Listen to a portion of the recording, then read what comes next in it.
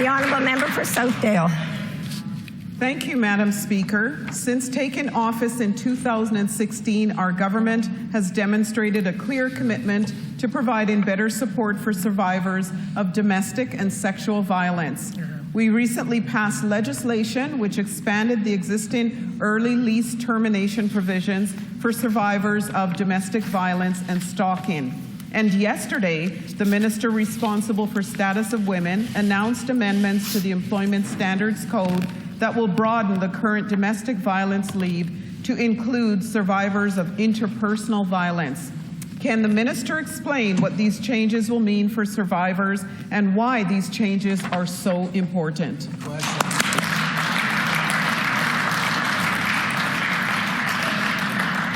The honourable minister for status of women. Well, thank you, Madam Speaker, and I'd like to thank the member from Southdale for that very important question.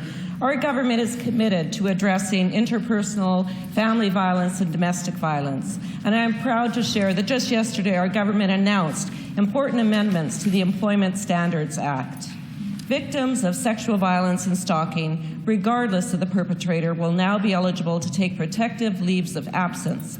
The new amendments will allow victims to take 10 consecutive or intermittent days of leave per year and up to 17 weeks per year in one continuous period. This bill will also allow employees who are a parent or a caregiver to a child or dependent to take the leave if their child or dependent experiences interpersonal violence. 6 other provinces have already implemented this legislation. Remember, time has and we plan to do more for women.